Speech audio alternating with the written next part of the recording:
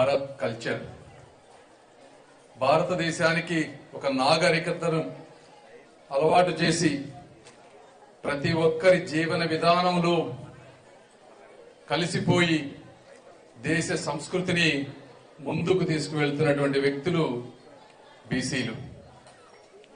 మరి ఈరోజు ఒక పంట వండాలన్నా, ఒక ఇల్లు కట్టాలన్నా, ఒక బట్ట తయారు కావాలన్నా బీసీలు లేనిదే జరిగేటువంటి పరిస్థితి లేదు.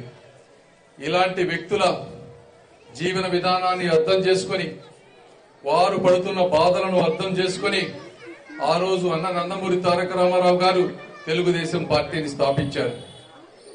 మరి ఎన్నో విప్లవాత్మకమైనటువంటి మార్పులు తీసుకొచ్చారు. తెలంగాణలో పటేల్ పట్వారీ వ్యవస్థను రద్దు చేయటం గాని, అదేవిధంగా నారా చంద్రబాబు నాయుడు గారు వీరు చెప్పినట్లు స్థానిక సంస్థల్లో రిజర్వేషన్ 33-34% పెట్టడం గాని, బీసీలకి సపరేట్ గా కార్పొరేషన్లు పెట్టి వాటికి లోన్లు ఇచ్చి, అదే విధంగా పేదవారు అందరూ కూడా ఎప్పుడు వేరే వారిపై ఆధారపడకూడదు, వీరంతట వీళ్ళు సొంత కాళ్లపై నిలబడాలి అని ఆదరణ పనిముట్లు తీసుకువచ్చి ఆత్మాభిమానంతో కూడినటువంటి జీవితం సాగించాలని ఆలోచన చేసినటువంటి చంద్రబాబు నాయుడు గారు గాని మరి ఎంతో సహాయం చేశారు.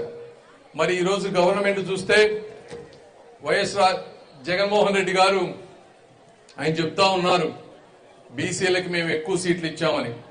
అయితే నేను ఒకటే చెప్తా ఉన్నాను, ప్రజలందరికీ కనపడేవి ఎమ్మెల్యే ఎంపీ సీట్లు, వాటిల్లో 2-3 ఎక్స్ట్రా ఇచ్చినంత మాత్రాన ఎక్కువ ఇచ్చినట్టు కాదు. ఎందుకంటే 1100 నామినేటెడ్ పోస్టులుంటే 50% పైన ఒకే ఒక సామాజిక వర్గానికి ఇచ్చారు. ఇవి ఎవరికి అర్థం కావు. అదే విధంగా 16 యూనివర్సిటీలు ఉంటే ఒకే ఒకటి బీసీ సామాజిక వర్గానికి ఇచ్చారు. తెలంగాణలో 50% పైన బీసీ సోదరులుంటే అక్కడ 50 సీట్లలో 40 సీట్లు ఒకే సామాజిక వర్గానికి ఇచ్చి బీసీ సోదరులకి 2-3 ఇచ్చారు.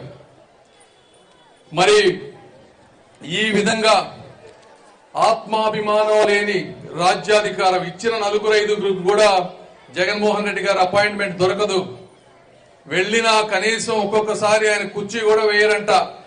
ఆయనకి ఇష్టమైతే కుర్చీ తెప్పిస్తారంట, అప్పటి వరకు నిలబడి మాట్లాడాలంట. ఇది అక్కడికి వెళ్లిన వాళ్ళు చెప్పినటువంటి వార్త. నేను చూడలేదు, బట్ చాలా మంది చెప్పారు. 3-4 చెప్పారంటే ఇందులో వాస్తవం ఉంటుంది. కాబట్టి అదే తెలుగుదేశం పార్టీ మీరు ఆలోచిస్తే ఒక ఎర్రం నాయుడు గారు నేషనల్ లీడర్, ఒక దేవేందర్ గౌడ్ గారు ఆత్మస్థైర్యంతో ఆత్మాభిమానంతో తెలంగాణలో పార్టీ పెట్టేటువంటి శక్తినిచ్చినటువంటి పార్టీ తెలుగుదేశం పార్టీ, ఒక కళా వెంకట్రావు గారు, ఒక యనమల రామకృష్ణుడు గారు, ఇలా ఎంతో మంది గొప్ప నాయకుల్ని తయారు చేసినటువంటి పార్టీ తెలుగుదేశం పార్టీ. మీరు ఆలోచించండి, వైఎస్ఆర్ కాంగ్రెస్ పార్టీలో ఒక్కడంటే ఒక్క బీసీ నాయకుల్ని తయారు చేశారా అని అడుగుతా ఉన్నాను. ఆ రోజుల్లో నందమూరి తారక రామారావు గారు తెలివైన వారు, మంచివారు, విద్యావంతులు, యువకులు ఎక్కడెక్కడ ఉన్నారో వెతికి మరీ బీసీ సోదరులను తీసుకువచ్చి రాజకీయ ప్రోత్సాహం చేశారు. మరి ఈ రోజు జగన్మోహన్ రెడ్డి గారు ఏం చేస్తున్నారో మీరందరూ అర్థం చేసుకోవాలి. ఇప్పుడు ఈ రాష్ట్ర భవిష్యత్తు కూడా మీరు ఆలోచించాలి. మీ పిల్లలు పేదరికం నుంచి బయటపడాలంటే వాళ్ళకు ఉద్యోగాలు రావాలి. మరి ఉద్యోగాలు వచ్చేటువంటి పరిస్థితి లేదు. వారిని గంజాయికి, మత్తు మందులకి, లేకపోతే మందుకి కూడా అలవాటు చేసేటువంటి పరిస్థితి. కాబట్టి భవన నిర్మాణ కార్మికులకి ఇసుక మొత్తం ఒక మాఫియా లాగా చేసి వాళ్ళ జీవనోపాధిని దెబ్బకొట్టిన వ్యక్తి జగన్మోహన్ రెడ్డి గారు. ఆయన కేవలం తన స్వార్థం తప్పించి, తన నిరంకుశత్వం తప్పించి పేద ప్రజల మనోభావాలు అర్థం చేసుకోలేనటువంటి వ్యక్తి జగన్మోహన్ రెడ్డి గారు.